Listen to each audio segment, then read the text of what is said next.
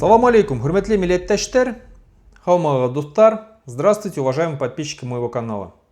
Сегодня самая обсуждаемая новость в Республике Башкортостан, ну и много кто об этом говорит и в самой России, это демонтаж памятника Салавату Юлаеву. Напомню, что это самая большая конная статуя в Европе, но не это самое важное. Не то, что демонтируют самую большую конную статую Европы. Демонтируют именно национального героя Республики Башкортостан. Власти Республики Башкортостан в лице Хабирова говорят о том, что памятник просто увозят на реставрацию и через 2 года вернут на место. У меня лично большие сомнения, не только у меня, у многих известных людей, у многих жителей Республики Башкортостан, особенно среди башкирского населения, это вот это обещание Хабирова о том, что статую вернут на место, вызывает большой скепсис. Почему? Давайте разбираться вместе. Итак, почему я считаю, что памятник не вернут? Очень маленькие шансы, но я считаю, что это 1 шанс из 100, что его вернут на место. На самом деле, скорее всего, не вернут. Почему? Потому что кто такой Салават Юлаев? Салават Юлаев это, как я сказал, национальный герой башкирского народа. А почему он стал национальным героем башкирского народа? Потому что он воевал за башкир, отдал свою жизнь за башкирский народ, за его свободу, за земли башкирского народа.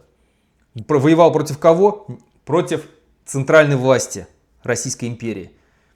Напомню, что сегодняшняя власть Российской Федерации в лице Путина и все его клики, вот этой бандитской, они себя считают правопреемниками начиная от Российской империи, потом Советского Союза, ну и дальше. И сегодняшняя власть, они себя считают правопреемниками. И они очень гордятся всем тем, что происходило в Российской империи.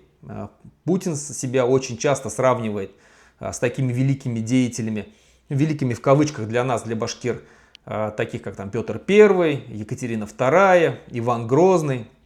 И поэтому сегодня очень много восстанавливается той памяти, которая была при советской власти снесено или забыто, специально уничтожено.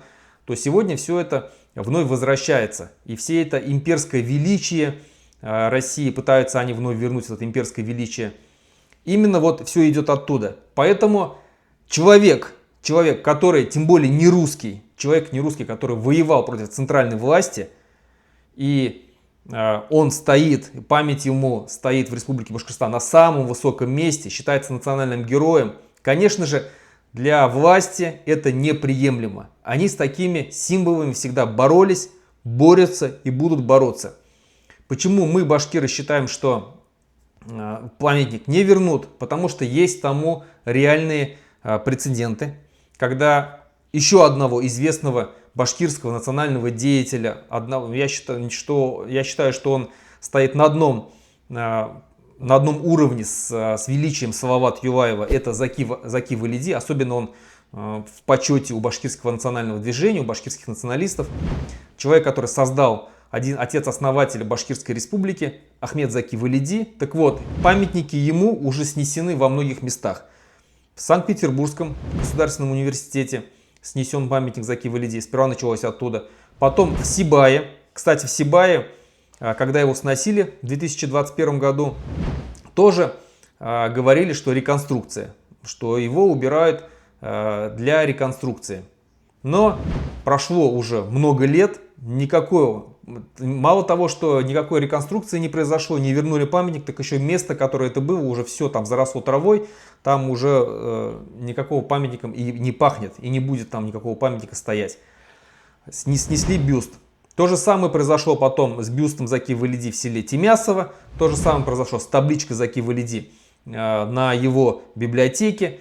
Поэтому, когда нам говорят, что берут на реконструкцию, то большие сомнения, что вернутся обратно. Почему? Потому что, еще раз говорю, есть примеры, четкие примеры с памятью Заки Валиди. Заки Валиди точно так же был неугоден центральной власти, против него постоянно какие-то очерняющие действия, статьи выходили, книги целые писали, там интернет был забит какими-то желтыми газетенками о том, что он якобы там сотрудничал с Гитлером и был там против центральной власти. Но Салават Юлаев точно так же был против центральной власти. Конкретно против центральной власти. Воевал с целью свергнуть власть. И чтобы башкирский народ стал свободным. Некоторые и об этом же самом говорят и сами многие пропагандисты российские, русские вот эти вот имперские шовинисты. Об этом открыто, четко писал и пишет такой известный русский пропагандист, как Поздняков. Достаточно популярная личность в Телеграме, у него несколько каналов своих, сотни тысяч подписчиков. И вот он об этом открыто писал и пишет. Об этом писал известный канал Алекс Паркер, тоже из русского национального движения, националистического движения.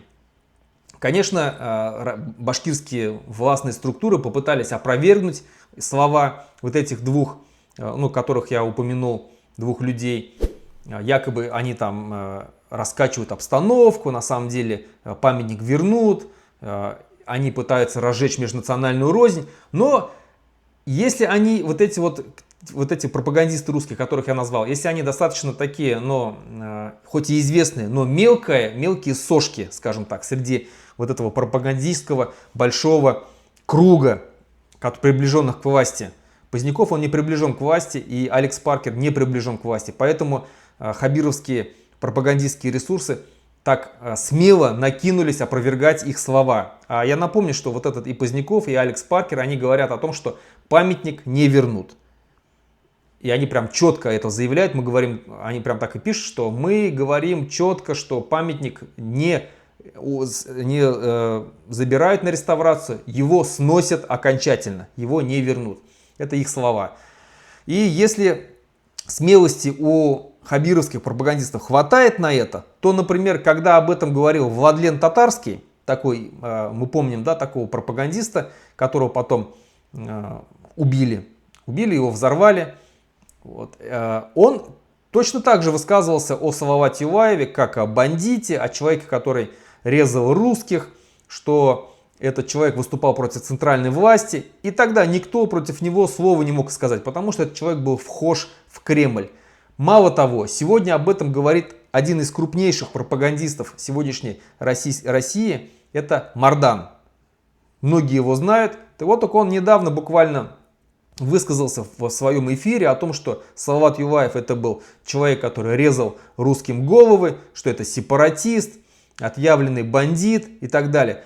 Нам предложили, либо на деньгах будет памятник Салавату Юлаеву, на минуточку. Я знаю, как его образ трактовали во времена советской власти. Я советскую школу закончился, но, скажем так, в рамках нынешней оптики, это такой вполне себе классический сепаратист, который резал головы русским. Соответственно, памятник сепаратисту, который резал голову русским, Центральный банк на голубом глазу предлагал в качестве одного из вариантов разместить на 1000-рублевой купюре. То есть эти слова сидят в умах сегодняшней власти. И просто они идут к людям через языки пропагандистов. Таких, как вот я перечислил, это и Поздняков, это и Алекс Паркер, это и Мардан, до этого был Владлен Татарский и много-многие другие. Спросите напрямую задайте вопрос тому же самому Соловьеву, задайте тому же самому Маргарите Симонян, Киселеву, просто напрямую спросите их, или Игорю Стрелкову, что они думают о Салавате Юлаеве, и все они скажут, что это сепаратист, это бандит, это разбойник, это человек, который резал русских и так далее, и так далее. То есть у них этот человек конкретно определен, кто он есть на самом деле. Почему они будут его оставлять? Это же ясно понятно, что они не будут его оставлять на радость башкирам. Потому что для башкир Салават Юлаев это личность, которая вдохновляет своей историей, своими подвигами. Человек, который, еще раз говорю, боролся за свободу башкирского народа. За то, чтобы башкирский народ жил свободно, отдельно от русских.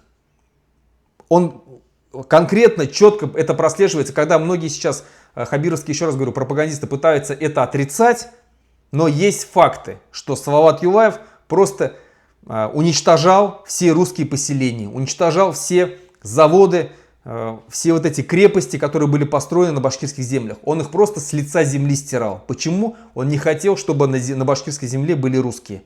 Да, в его отрядах были и русские, и чуваши, и другие представители других народов. Да, но они просто подчинялись Салавату Юлаеву.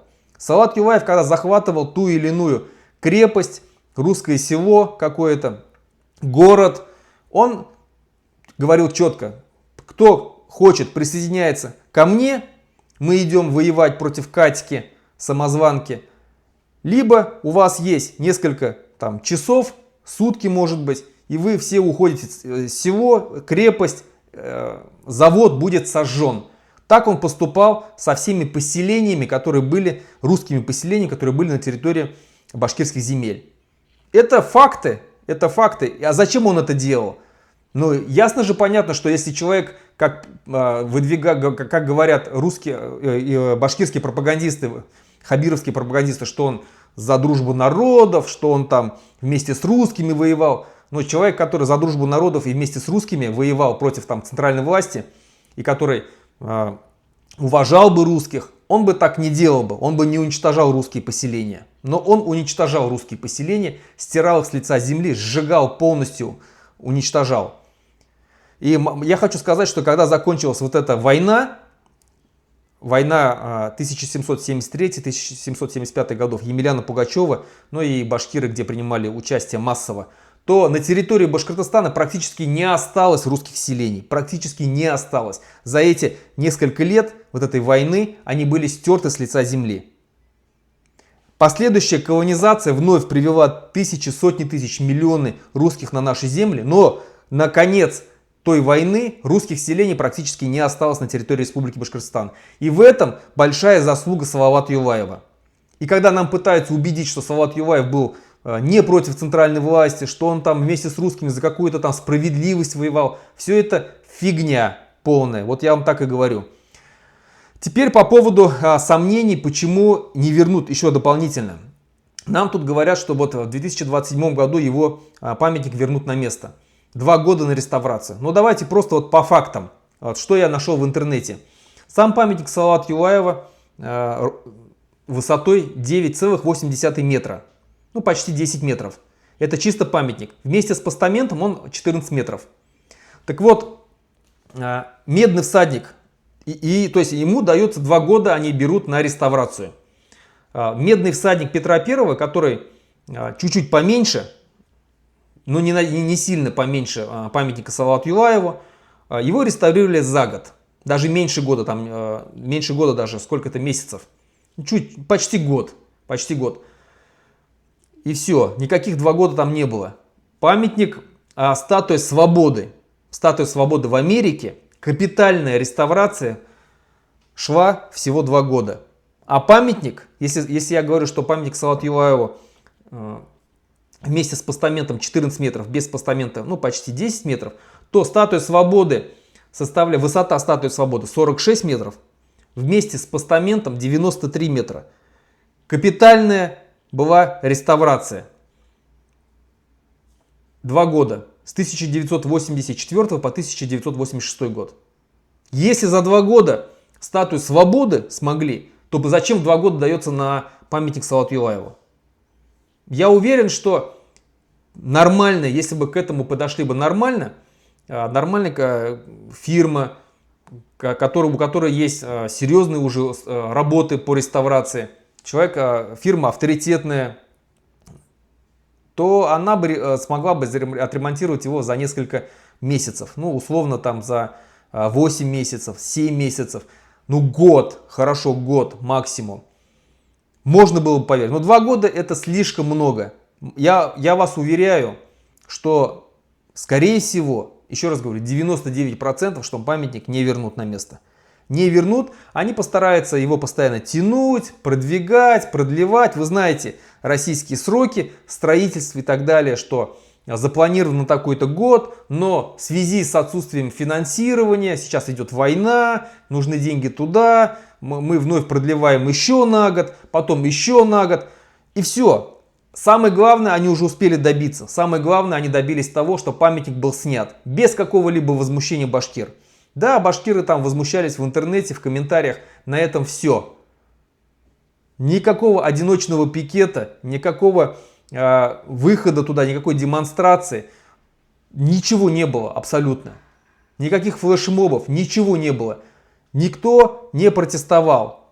Видя эту реакцию башкир, они убрали памятник, и они прекрасно знают, что сейчас, после того, как памятник убран, через 2 года, когда об этом памятнике будут говорить, что мы его продлеваем, еще потом, а за это время, все эти 2 года будет вестись массовая информация об очернении Салавата Юлаева, его так и не вернут в итоге. Мало того, к этому времени уже начнется ликвидация национальных республик. Сейчас об этом уже много кто говорит, вот буквально недавно на днях об этом говорил Дугин, о том, что Россия должна быть империей, что самое лучшее для России это вертикаль власти, что все республики, какие есть, это плохое, это самое плохое, что может быть для России. Идет раскрутка и прокачка населения, прогревание населения к тому, что национальные республики будут ликвидироваться. К этому все идет, к этому подготавливают сегодня население. Поэтому, для того, чтобы ликвидировать национальные республики, сперва нужно у них убить дух. У башкир у нас произошли массовые аресты, уничтожены практически все национальные организации, посажены лидеры. Много что сделано плохого в сторону башкир. Уничтожен язык. Хабиров был, вот запомните вот эти мои слова, Хабиров был поставлен как раз именно для этого, чтобы его руками так называемого башкира самого уничтожить все башкирское. Когда его ставили во главе Республики Башкортостан в 2018 году, ему было поставлено 2 задачи. Уничтожить башкирское национальное движение и обеспечить БСК СОДА сырьем. Для этого нужно было отдать один из шиханов. Он думал, что уничтожив башкирское национальное, сможет легко. Он об этом сразу открыто прямо начал говорить в своих интервью, в СМИ и так далее. Но это не обернулось для него легкой прогулкой. Признав организацию Башкорт экстремистской, он сразу же отвернул от себя большое количество башкирского населения. Но тогда еще многие башкиры подумали, ну ладно, там как-нибудь справимся. Потом было Куштау. Он тоже думал, что легко получится отдать, но не получилось, народ восстал. И уже тогда он, получается, обрел среди башкирского народа очень такое негативное влияние. Башкиры стали его уже ненавидеть, не любить. И он уже понял, что больше он уже не сможет вернуть. Баймакские события показали еще дальше, на что он способен еще дальше. Он еще дальше начал ненавидеть башкир, начал сажать. Помним, да, убили даже Нафаиля Алсына, лично он написал донос. Убили Рифата Даутова, убили Минияра Байгускарова. И многих потом башкир посадили, хотя он обещал при всех, врал, как всегда, что он говорил, что многих не посадят, пишите явки с повинной, признавайте свою вину, мы вас не посадим, будут условки. Помним вся эта делегация от Всемирного Курултая башкир, которая ездила. Ничего подобного не было, он свои слова не сдерживает. Так вот, когда он уже полностью себя запачкал среди башкир, свое имя, свой авторитет, как говорится, тышырды, уронил свой авторитет среди башкирского народа, ему уже терять нечего. Его за это похлопали по головке в Кремле, увидели, что он готов убивать, уничтожать свой башкирский народ ради теплого места в республике. Поэтому ему уже терять нечего. Следующий его шаг будет ликвидация национальных республик. То есть это тот человек, который будет ликвидировать Республику Башкортостан. Скорее всего будет так, и его не будут менять. Он будет сидеть до тех пор, пока не начнется эта реформа по ликвидации национальных республик. Начнут ликвидацию с таких республик, как ЛНР и ДНР, которые сегодня входят в состав Российской Федерации. главы этих республик заявят о том, что они не хотят становиться республиками, что они готовы стать обычными губерниями. Это начнет процесс, как когда-то президент Чеченской республики Рамзан Кадыров точно так же отказался от своего титула должности президента. И это вызвало в дальнейшем процесс по ликвидации статуса президентства всех национальных республик. Будет то же самое. ЛНР, ДНР, возможно, та же самая Чеченская республика, тот же самый Рамзан Кадыров сделают так, что мы отказываемся от статуса национальных республик и впоследствии точно так же ликвидируют все национальные республики. У нас это будет делать Хабиров, потому что ему уже терять нечего, он и так уже ненавиден всем башкирам. Именно он точно так же сносит и памятник Салавату Юлаеву. Именно поэтому, именно при нем это делается. Ни при ком другом это не делалось бы, если бы это были бы другие. Именно руками башкира хотят уничтожить все башкирское. Хотя я знаю, что на самом деле сам Хабиров никакой не башкир. Это типтярь, который всегда ненавидел башкир, который всегда презирал башкир. И о нем Айрат Дильмухаметов говорил, что когда в 90-х годах он учился вместе с ним в Турции, мы все, говорит, тогда были такие громкие события в республике, в Российской Федерации, в России тогда, мы, говорит, все обсуждали это. Это начало 90-х, там 91-е годы. Мы, говорит, все собирались тогда, обсуждали все эти события. Хабиров, говорит, с нами никогда этого не обсуждал, он торговал джинсами на рынке в Турции. Вот, пожалуйста, кто такой человек Хабиров. Поэтому его руками будет уничтожаться все. Сейчас уничтожается память о Салавате Юлаеве. Попомните мои слова. Я 1% всего даю на то, что его вернут. Слава Аллаху, если его вернут.